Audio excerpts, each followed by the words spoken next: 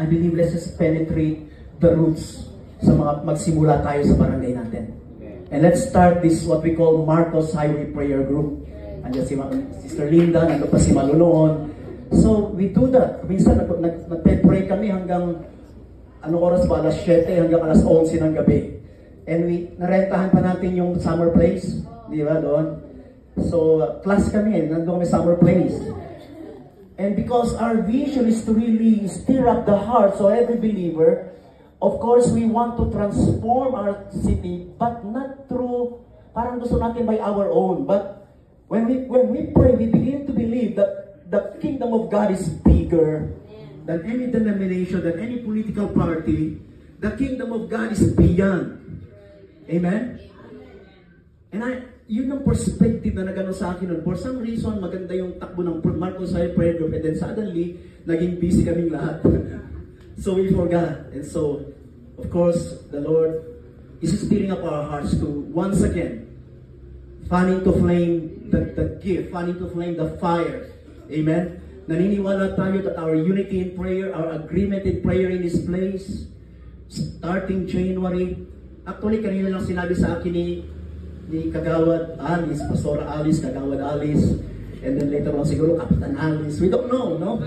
Pagka-faithful ang tao, pinopromote ng Panginoon. But it's not about the position, it's about fulfilling what the Lord has called us to do. Because when God put us into a certain level of leadership and authority, it is for the purpose and for the glory of God to really influence our community. So tonight, tinawagan daw kay Pastor Alice kanina, mga 3 o'clock yata. Sabi ko, ngayon ba yun? Yung sa aking civil side, meron kasi tayong nakakapit bahay, so tonight sana punta ako doon, but probably mamaya pagkatapos. But it's our joy to be here tonight. Amen? One more time, would you please stand up with me, and before we come to the Lord in the Word, let's just ask Him to give us revelation in His Word tonight. Hallelujah. Hallelujah. Heavenly Father, tonight we humble ourselves before you. We come boldly before your throne of grace to receive help, to receive mercy, to receive, Lord, tonight, because we believe in an open heaven in this place, because of the finished work of Jesus on the cross. We acknowledge the wonderful presence of your Holy Spirit, that your word says that where the Spirit of the Lord is, there's liberty. Where the Spirit of the Lord is, there's freedom. So we thank you that every eye are open tonight to receive from heaven. We thank you for revelation. We thank you for clarity. We thank you that you're stirring up every hearts tonight, especially, Lord, I believe na kami kinigising mo para manalangin na kami, Panginoon, bilang ilaw at bilang asin sa mundong ito ay makita ng mga tao sa aming paligid na ikaw ay buhay sa amin. Kaya nagpapasalamat kami sa kapangyarihan ng banal na Espiritu, sa mga kapatid namin naririto na nagbigay ng kanilang oras upang ikaw ay hanapin namin, as your word says, if my people who are called by my name shall humble themselves and seek my face, then will I hear from heaven. I will forgive their sins and I will heal their land. Nananampalataya kami ngayong gabi, Panginoon, na sa aming mga panalangin, sa aming pagkakaisa, na ang iyong kapangyarihan ay gumagalaw sa aming kalagitnaan, ay may ginagawa kang malaki at maganda, hindi lang sa Marcos Highway, kundi sa aming syudad. Pagpalain mo ang bawat isa, pagpalain mo ang church na ito ng Jubilee, na totoo, Panginoon, that Jesus Christ became our Jubilee, became our freedom. We bless you tonight, we give you the glory. This is our prayer. In Jesus' name we pray. Amen. Manitay mo po. Amen. James chapter 5 verse 13 to 18. Ang pag-uusapan natin ngayong gabi, yung the importance of prayer, the power and the importance of prayer.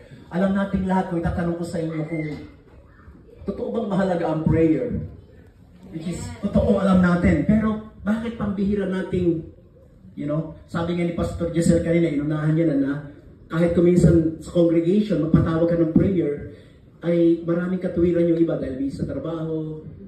Pero kung talagang importante, bigyan natin ng panahon. Itong taong 2025, kakaiba po ang pasok ng taon na ito because this year, ibinabalik ko every January, yung tinatawag namin that the first week, nag-declare ako ng prayer and fasting sa church for 3 araw lang naman. No? tatlong araw naman kasi may mga business people tayo, may mga trabaho sila. So, we declare a 3-day fasting and prayer for the first week of January. It is an act of faith to believe God that, Lord, we're expecting something big this year. Our expectation comes from you. It's one way of saying, Lord, we seek you first. Una ka sa buhay namin. Hindi yung trabaho, hindi yung negosyo, but una ka, Panginoon. Because Jesus said, seek first the kingdom of God and His righteousness, all these things will be added unto you. Maganda naman yung result because every night we gather corporately in prayer. Nagulat din naman ako sa result kasi marami mga kapatid, they really join us in this special moment of seeking the Lord in fasting and prayer.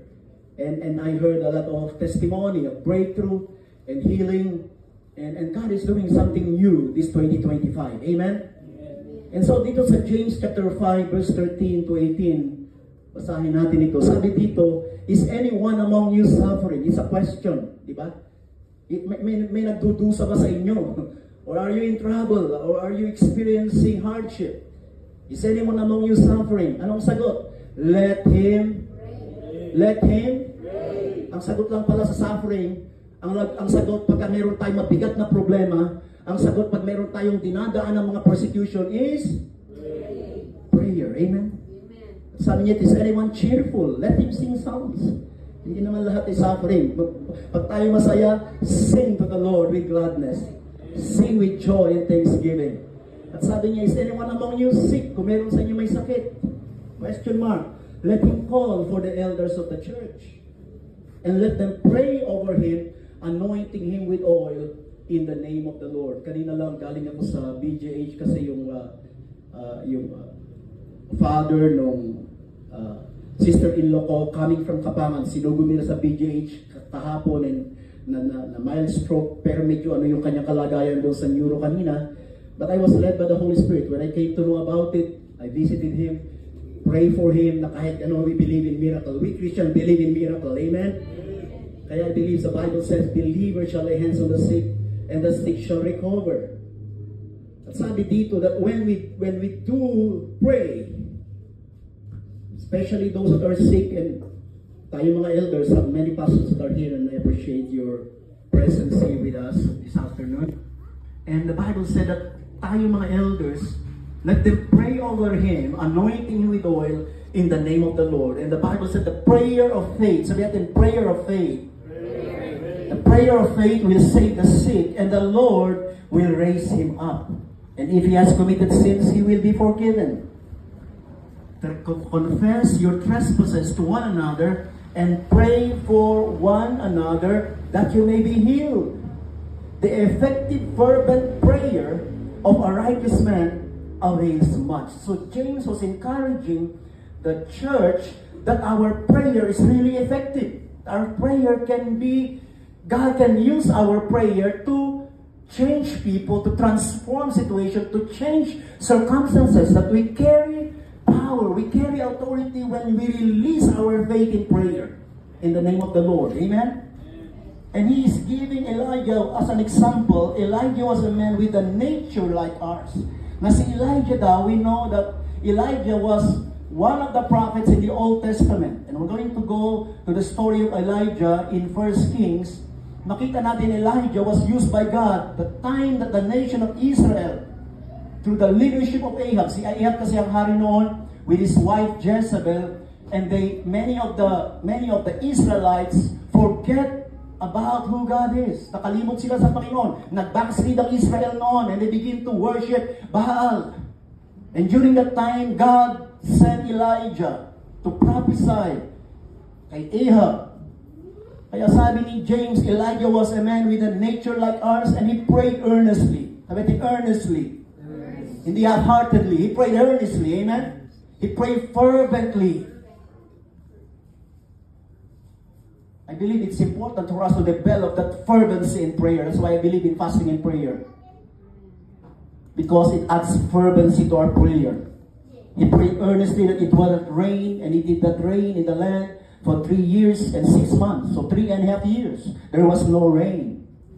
Can you imagine one man? One man with God's command in obedience to the word of the Lord. There will be no rain in the land. Sabi niya kay Ahab, there will be no rain in the land for 3.5 years except at my word. And he's standing by the authority of the word of God. At kung sinabi niya yon, sabi ng Panginoon sa kanya, go hide yourself at the brook Cherith. I have commanded the raven to feed you there. So, bread and meat in the morning, bread and meat in the afternoon. Ibig sabihin yung raven, may hamburger siya sa umaga, may hamburger siya sa gabi. We don't know where the raven is taking that bread and meat, no? But actually, God can use a raven to feed for the prophet. Amen? Alam niyo, pag sumusunod tayo sa Panginoon, I tell you, there is always provision. Even in times where there's difficulty, there's challenges, God is always faithful to provide for His people. And so even Elijah was provided by God. Kaya, here, let's look at the story of Elijah, because the Bible says that when Elijah prayed that it would not rain in the land for 3.5 years, and he prayed again, and the heaven gave rain. So I think the heaven gave rain. And the earth produced its fruit sa kanyang panalangin. At sabi niya, Elijah was a man with nature like ours, to encourage us. Na si Elijah daw, meron daw siyang kalikasan na katulad lamang sa atin. Pero sinagot ng Diyos ang kanyang mga panalangin that transform that entire nation. But look at the story of Elijah that will encourage us in prayer to be passionate, to be zealous. Kasi ilan sa atin ngayon, sometimes, naging busy tayo sa trabaho, naging busy tayo sa ating mga ginagawa, and sometimes in prayer, kukunti na lang yung oras natin. O kahit nasa bahay ka man siguro, nandun ka sa iyong social media, na nakakakuha ng ating atensyon. Maraming umaagaw sa ating atensyon sa mga panahon natin. Amen? Wala siguro dito, but we have to address those things because, hallelujah, because we cannot change something we cannot confront. Hallelujah. If that passion will come once again, we have to go back to our Bible and read our Bible. Ngayon, bumabalik ako sa basic on our midweek service na talaga nagtuturo ako sa kanila how to read your Bible and how to understand the Bible. Yung basic na how to, pag nagkakaroon ka ng devotion, nagbabasa ka ng Biblia, how to interpret the Bible properly. Because may ano yan, may principles, lay. So, we see the story of Elijah that when he prophesied to Ahab, there was no rain for 3.5 years.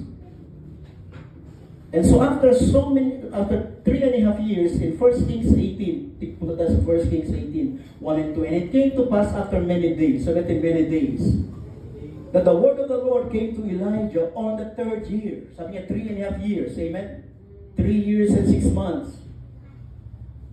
At ang utos ng Panginoon sa kanya, go present yourself to Ahab, and I will send rain on the earth. Ibig sabihin, nung nagsalita ka siya kay Ahab 3 years ago, sabi niya, there will be no rain in the land for 3.5 years except at my word, because the worship of Baal is the worship of environment. Na kumbaga parang yung environment, yan ang wino-worship nila. But after 3.5 years, the Lord pinagbalik siya ng Panginoon in the presence of Ahab. And so when he presented himself to Ahab, nakita sila ni Ahab.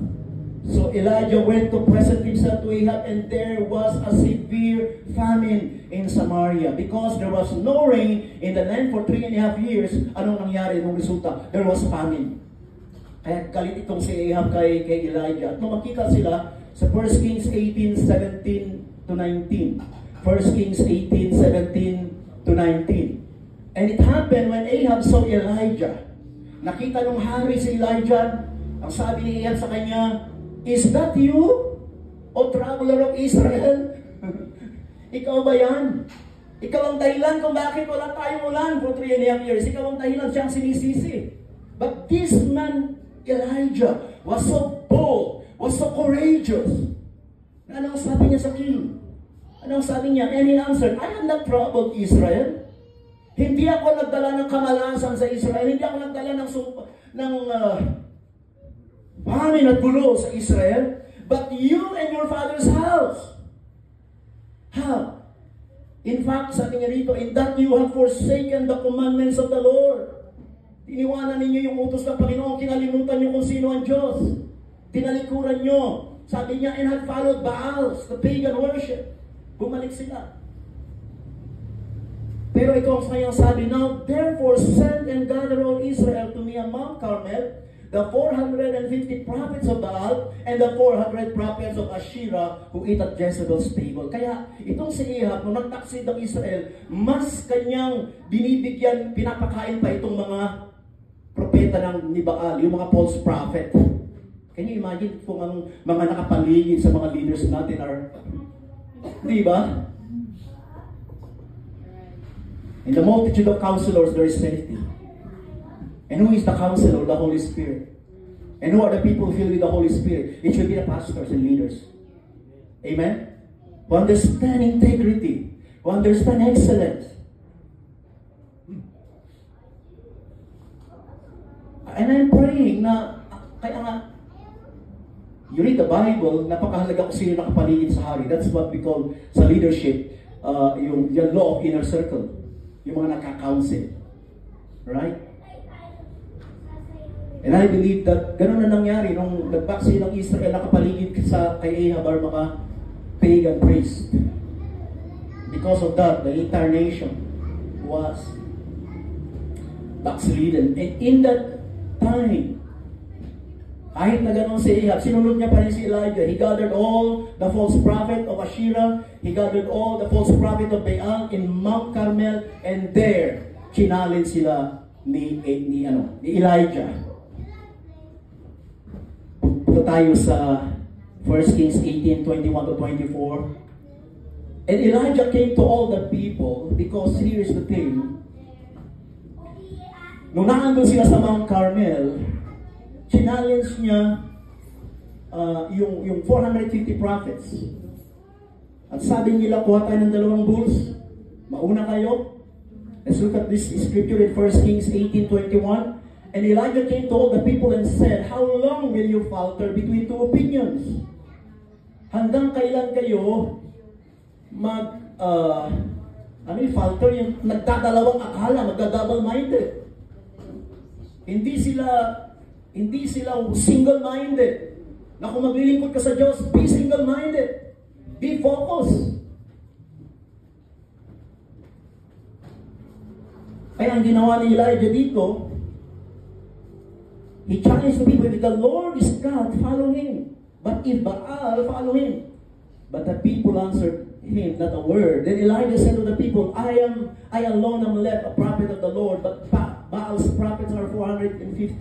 Therefore let them give us 2 bulls, and let them choose 1 bull for themselves, cut in pieces and lay it on the wood, but put no fire under it, and I will prepare the other bull, and lay it on the wood, but put no fire under it. Then you shall call on the name of your gods, and I will call on the name of the Lord. And the God who answers by fire, He is God. So all the people answered and said, it is well spoken. Alam naman nilang false prophet si Baal. Alam naman nilang false. But the people, because of their wrong belief, na-deceive sila. And so, this challenge came. Let's look at 1 Kings 18 and 30. Let's jump there. During the time, ito na yung time ni Elijah na mag-pray. Because, pinakuna niya itong mga 450 prophets. In fact, yung 450 prophets ni Baal, they hurt themselves, sumasayaw sila, ginagawa nila yung mga ginagawa ng mga pagan priests, pero walang sagot. Until it came of the evening sacrifice that Elijah was about to offer that sacrifice. What did Elijah do? In 1 Kings 18:30-39, then Elijah said to all the people, come near to me. Lumapit kayo sa akin. So all the people came near to him, and he repaired the altar of the Lord that was broken down. Can you imagine pagka nawala yung totoong worship, ano yung bumabagsak, ano yung wala? The altar of the Lord. Altar represents yung ating time of fellowship, yung ating time of communion with the Lord. At ito ang unang-unang ni-repair ni Elijah. He repaired the altar of the Lord. It was broken down. Ibig sabihin, wala na nagsasacrifice, wala na nag-o-offer sa Panginoon ng true prayer, ng true offering. Napabayaan na yung gawain ng Diyos. So Elijah took 12 stones according to the number of the tribes of the sons of Jacob, to whom the word of the Lord had come, saying, Israel shall be your name.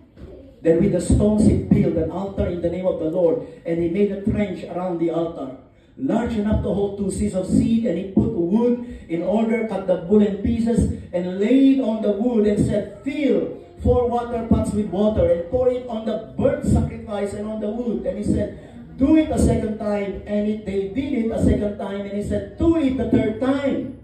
And they did it the third time. So the water ran all around the altar, and he also filled the trench with water.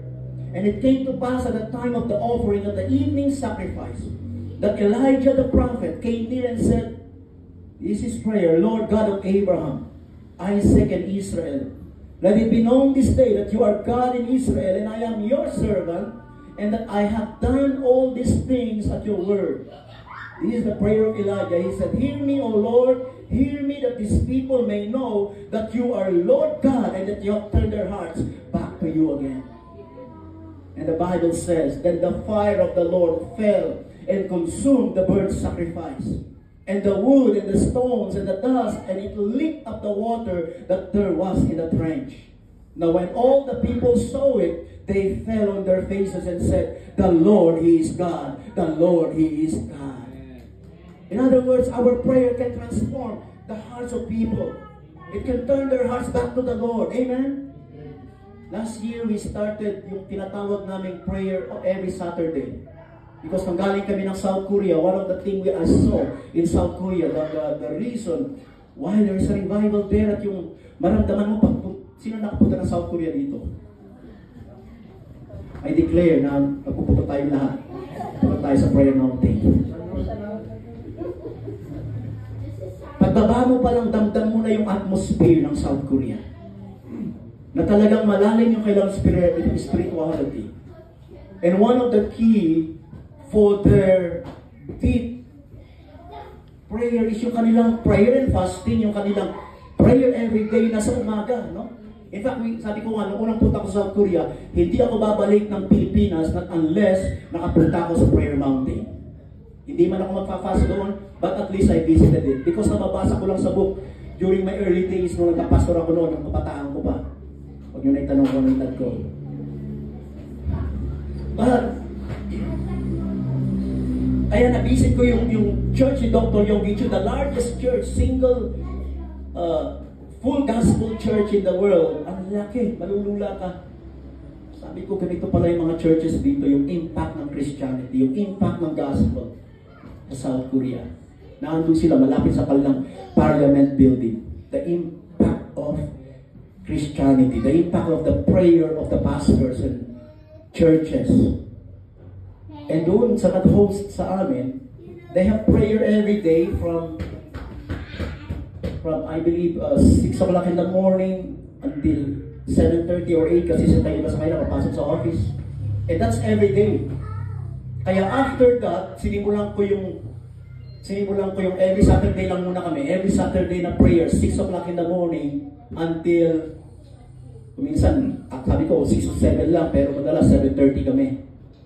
Kasi may pasok yung iba, may mga schedules.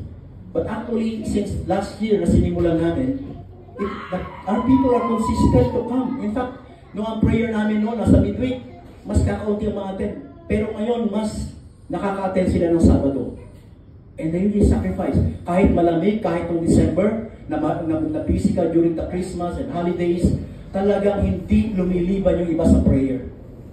Sabi ko, there's something happening. Kasi it takes a maturity for a believer to be consistent in prayer. Yung iba kung minsan na-inspire up lang emotionally, nagisimula lang sila, but yung kanilang consistency nawawala. But thank God for His grace. Talagang nakikita ko yung consistency. And tomorrow, meron kami ulit prayer na kung hindi man ako nakarating, I have pastors to lead the prayer. But something is happened. But tayo nag-pray and the fire of God begin to consume us. and burn into our hearts na alam natin, ang Panginoon ginagamit yung ating mga prayer. That before God heard the prayer of Elijah to pray for the rain to come into the land, ni-restore muna ng Panginoon yung puso ng mga tao back to Him. Amen? Bago nagkaroon ng rain, which is a symbol or outpouring of blessing or outpouring of anointing or outpouring of revival, ay sinagot muna niya yung prayer ni Elijah of the fire. But here in 1 Kings 18, and I will finish with this dahil para makapag-pray tayo. 1 Kings 18:41, then Elijah said to Ahab, go up and eat and drink, for there is the sound of the abundance of rain. Kahit wala pa yung ulan, he prophesied already. Sabi niya, for there is the sound of the abundance of rain. Wala pang ulan. So Ahab went up to eat and drink. And Elijah went up to the top of Carmel. Then he bowed down on the ground and put his face between his knees. Ano ang ginawa ni Elijah nung nag-prophesy siya kay Ahab? Go, for I hear the sound of the abundance of rain. Kumbaga, this is a prophetic declaration that rain is coming.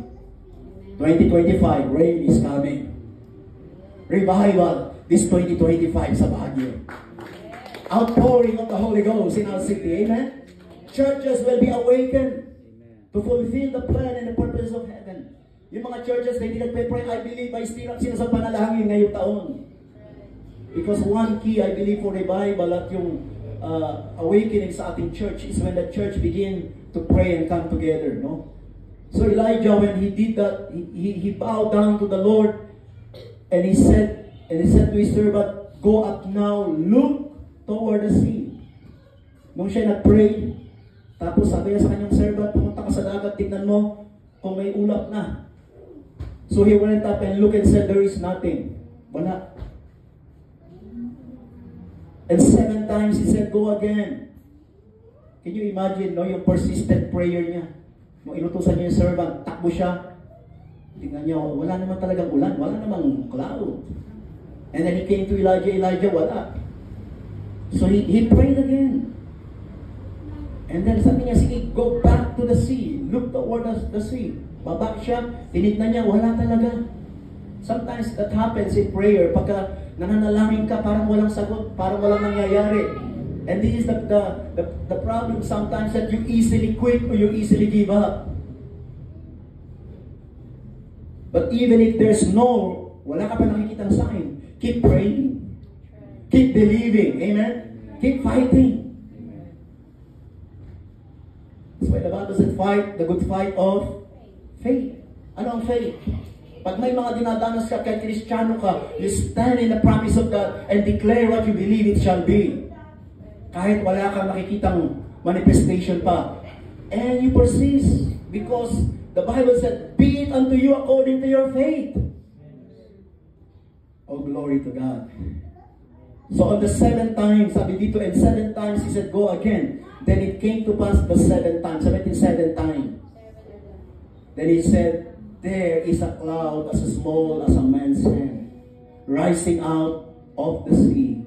And then he said to Ahab, go up, say to Ahab, prepare your chariot and go down before the rain stops you. Meron siya nakikitang cloud, hindi malaking cloud, kasing laki ng kamao ng tao. You know, kung may nakikitang manifestation sa buhay mo, nananalangin ka, pero parang may nakakaunting sagot, pero celebrate already. Because a rain is coming. Breakthrough is coming. Amen? That's why we have to be thankful, even for the little blessing. May mga pinapanalangin ako. I mean, last year, I'm really grateful to God kasi yung maging yung tinitirahan namin ngayon. For so many years, nagre-rent kami kahit taga-Baguio ako. Last year, that year, nakatira kami sa sarili naming bahay. Hindi na ako nagre-rent. Amen? Malaking kagaanan yan. And even the property is answered in prayer. Kasi ako ang unang nag-born again sa pamilya namin. We are Roman Catholic. Nakilala ko Sister Alice no sa St. Martin. Doon kami nag-aral. Ibig sabihin, we're really Roman Catholic. I have an encounter with God when I was 3rd year in college, taking up architecture. Hindi ko inisip na magpastor. Hindi ko plinano na magpastor. Ang gusto ng tatay ko sa akin, kaya nag-aaral ako ng architecture noon, is to be an architect. Which is may desire para naman tayo. Pero praise God, nakagraduate yung anak ko na architecture, si Nehemiah yung panganay ko. Now, may eldest daughter, yung pinakabunso kong anak, is now 3rd year din sa architecture. Dalawa pa. Glory to God. So, iba ang Diyos. Amen? Itong last, January, graduate yung isang anak ko sa industrial engineering sa St. Louis. And I wanna thank God na kahit naglilingkod ka sa Panginoon, nakikita mo how God take care of your family. Amen? Sabi ko kay Sister Alice, how else can I build that house kung hindi kamay ng Diyos? You know, the word Abba means, the word Father simply means Abba. And the word Abba means source. Kaya pag nagpe-pray tayo, sabi niya, when you pray, say, Our Father, Abba, you are my source. You are my defender. You are my protector. You are the God who sees and provides for my needs. Hindi ko lang sinasabi dahil ako pastor, I have an Abba. When you become born again, you become part of the family of God. God is your Father. Amen? The God who owns the heavens and the earth. Na siya nagmamay-ari ng lahat. Kaya malaki yung challenge kaya sa place. Malaki yung challenge doon sa anti-squatting kasi can you imagine, God gave us favors sa isang bangko that we were able. Ngayong February, by the grace of God, tapos na namin yung pagbabayad namin for 10 years sa Philippine National Bank. Ililipat sa amin yung title ng property. And that's 1,240 square meter. Alam, pag bless ka, magiging blessing ka sa mga kapatid mo. Amen? Pero nakapangalan sa akin yung property. Kaya magdahan-dahan kayo sa pananalita ninyo. But that's the blessing of God. Amen? Minsan nagpunta yung, what do you call that, sa PNB na galing sa Dagupan. At sabi niya, tinitignan yung aming days of sale. Sabi niya, you bought this property sa ganitong halaga. You know kung magkano yung halaga ngayon doon sa along the road pa? Hindi ko na sabihin. But God has been so good. Amen? When you seek first the kingdom of God and His righteousness, sinusurpresa tayo ng Panginoon. Hindi pa tapos ang bahay, pero may plano na yung anak ko, kung i-finish, niya. Pero hindi ako nagdadali, sabi ko, Lord, you have started this. Almost yung mga provision is supernatural provision by the grace of God. Kaya pag nasa grace ka, nagre-rest ka lang, hindi ka nag-worry. Because everything has been paid for 2,000 years ago. Bayad na lahat. He became poor for us to be made rich. Bago ako nag-born again, nangungupahan lang kami sa may tropical nightclub sa baba. Wala kaming bahay. That's the first thing I prayed when I became born again. Sabi ko, Lord, alam kong buhay ka. Bigyan mo kami ng bahay. Bigyan mo kami ng property. And it's beginning to manifest. Amen? Alam ni Pastor Alice yung aming history kasi maging yung kalsada nag-extend eh. Sabi ng iba, hindi, ano na yan, pagka government, ano na yan. No, sabi ko, iba ang Diyos ko, pag pinilay niya, talagang sa atin yan. Amen? I'm saying this because we have needs in life. But God is answering our prayer. Whether you pray personally sa pangailangan niyo or you come together in unity of faith as the local body, as a local church, kaya wag po natin pabayaan itong Marcos Highway Prayer Group because our prayer here tonight, makikita natin yung impact sa ating community ng Baguio. Amen? Let's fight it na hindi yung mga bar, hindi yung mga club ang nagra-rise up sa Marcos Highway, kundi yung mga local churches na katulad ng Jubilee ang magra-rise up dito sa Marcos Highway. Hallelujah. Hindi na lang yung parang pag-church kayo, parang maliit lang ang tingin nila. It's about time ng glory ng Panginoon makita sa mga Kristiyano sa Marcos Highway. Amen? Na si Jesus ang maluwalhati, si Jesus ang may taas because we are people who are praying. We are people who are called and chosen by God. And I declare na itong prayer group ng Marcos Highway ay makita natin yung momentum natin ngayong taon. Starting this January, hindi lang tayo nagsimula. I agree with Pastor Giselle na mas maganda lahat ng mga magsama-sama tayo sa barangay at magkaroon tayo ng worship and prayer night. Amen? worship and prayer night. Punuin natin ang papuri sa Diyos, punuin natin ang worship sa barangay natin, hindi puro kung ano-ano mga pinag-uusapan doon. Let Jesus be glorified in this place of Marcos Highway. And I believe, naniniwala ako na kinikwento ko kay Sister Alice that ever since we started at Marcos Highway Prayer Group, ang laki ng pinagbago ng Marcos Highway. Amen? At nagpasalamat ako, naging official din natin ng barangay, si Pastor Alice. At least there are believers in the authority. And I hope na lahat kayo dumami yung katulad ng born again doon. Ha? Na talagang tatayo.